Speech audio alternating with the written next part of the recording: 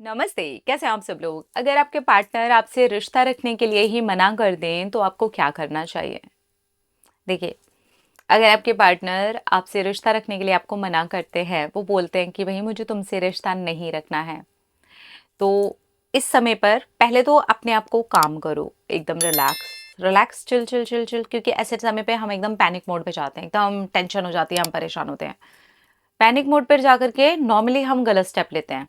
हम रोना शुरू करते हैं, हम गिड़गिड़ाना शुरू करते हैं, हम पीछे पड़ना शुरू करते हैं।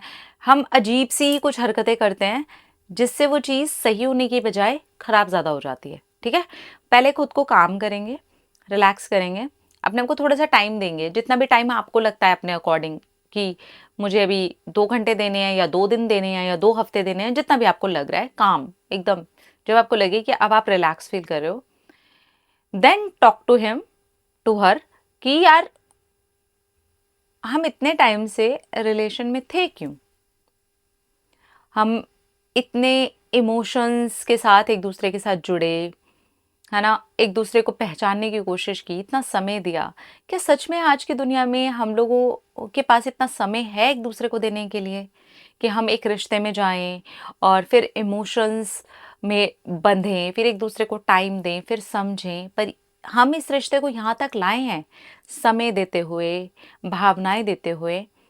मैं इस रिश्ते को यहाँ पर बनाने या तोड़ने नहीं आई हूँ या आया हूँ। आपको उनसे ऐसे बात करनी है, एकदम खुल कर के, लेकिन ऐसे रोने वाले उसमें नहीं कि यार मैं तो रो रही हूँ, मेरा तो ज़िंदगी नहीं चलेगी तुम्हारे बिना, मैं तो मर जाऊँगी तुम्हारे बिना, ये नहीं करना है। आराम से बैठ कर के समझदारी वाली बात करनी है कि हम यहाँ तक चल कर के आए क्यों हैं फिर इस रिश्ते में? इतना सब कुछ हमने एक-दूसरे के साथ इस रिश्ते में देखा। बहुत बार बहस भी देखी होगी, बहुत बार प्यार भी देखा होगा, बहुत बार कुछ कहा-सुनी देखी होगी, मिसअंडरस्टैंडिंग्स देखी होंगी।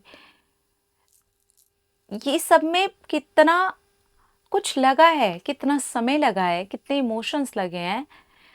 मुझे लगता है कि हमें बैठ कर के भी सोचने की ज़रूरत है, ना कि डिसीजन लेने की ज़रूरत है और हम पार्टनर्स हैं। कोई एक इंसान डिसीजन लेकर के जजमेंट नहीं पास कर सकता है।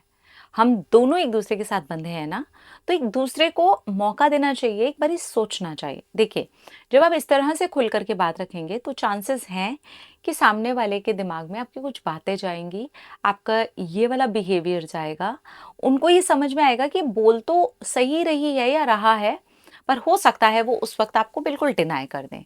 तब आपको कुछ भी नहीं करना क्योंकि चांसेस इसी चीज़ के हैं ज़्यादा। कि वो एकदम से मना करें, नहीं, नहीं मुझसे नहीं हो रहा, मैंने बोला है ना कि मुझसे नहीं हो रहा ना, मुझे नहीं रखना है रिश्ता, तुम क्यों मेरे पीछे पड़ी हुई हो? तो आपको सीधा यही बोलना है मैं पीछे नहीं पड़ी हूँ या मैं यहाँ पर रिश्ता बनाने भी नहीं आई, ना बिगाड़ने आया हूँ। मैं बस इतना बोलने के लिए आई हूँ या आया हूँ या आप फ़ोन पे बात कर रहे हैं तब भी बोल सकते हैं कि हम यहाँ तक फिर चल कर के आए क्यों हैं? उसमें कितनी सारी चीज़ें हैं। आई थिंक अभी फ़िलहाल कुछ समय आप भी लो, कुछ समय मैं भी लेती हूँ इसको सोचने का। एकदम से खींच करके तोड़ दिया जाने वाली चीज़ें नहीं होती हैं रिलेशनशिप में। आप टाइम लीजिए, मैं भी टाइम लेती हूँ एंड देन डिसाइड करते हैं।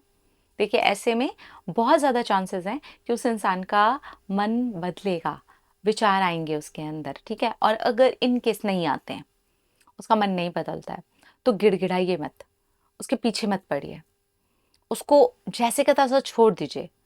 अपने आप को थोड़ा रिलैक्स रखिए, अपनी एनर्जी पे काम करिए, अपने आप को थोड़ा पॉज़िटिव रखिए, पॉज़िटिव सोचिए, सोचिए सब कुछ अच्छा हो रहा है, सब पॉज़िटिव हो रहा है। मुझे किसी को गिड़गिड़ा करके, उसके पीछे पड़ करके, उसके हाथ-पैर जोड़ करके प्यार पाना नहीं है, प्यार बहुत ऊपर की चीज़ है। इसलिए मैं इस चीज़ को भी एज़ इट इज़ ऐसे ही रहने देती हूँ। आप पाएँगे कुछ मंथ के बाद, कुछ टाइम के बाद, सामने वाला आपसे खुद कॉन्टैक्ट करने की कोशिश करेगा। तो ये होता है एक थोड़ा समझदारी से उसी चीज़ को हैंडल करने का तरीका। फिर आप खुश रहिए। आप अपने सोशल मीडिया पे जहाँ जो कुछ भी कर रहे थे वो सारी चीज़ें करते रहिए। आप जो भी अपनी पढ़ाई के लिए कर रहे थे, अपने करियर के लिए कर रहे थे या अपनी चीज़ों के लिए कर रहे थे, जो भी आप कर रहे थे अपनी लाइफ में, वो डेफ़िनेटली आप करते रहिए। ठीक है? ये ब्लॉक अनब्लॉक का सिलसिला ऐसे में मत करिएगा। थोड़ा-सा छोड़िए, चीज़ों को छोड़ना सीखिए। जब आप छोड़ते हैं, समझदारी से स्टेप लेते हैं, तो वो स्टेप भी आपके लिए समझदारी दिखाते हैं। और समझदारी से ही आपका रिश्ता हील भी हो जाता है, ठीक भी हो जाता है, सामने वाले के आने के चांसेस बढ़ जाते हैं। ठीक है? नॉर्मली हम इसका बिल्कुल उल्टा करते हैं, बिल्कुल ऑपोजिट करते हैं। वो ना करते हुए अगर हम ये करेंगे और सामने वाले ने मना कर भी दिया है, तो भी चांसेस ज़्यादा हैं कि वो इंसान आपकी लाइफ में वापस आएगा। और आप जब दूर हो जाएँगे, तब वो इंसान के और ज़्यादा आपके पास वापस आने के चांसेस बढ़ जाएँगे। ठीक है? इसलिए थोड़ा काम रहना, अपने आप को थोड़ा रिलैक्स रखना बहुत ज़्यादा ज़रूरी है। अपना रखिए ख्याल, अपने आप से कीजिए ढेर सारा प्यार ताकि अट्रैक्ट करें ढेर सारा प्यार। Love you. टाटा।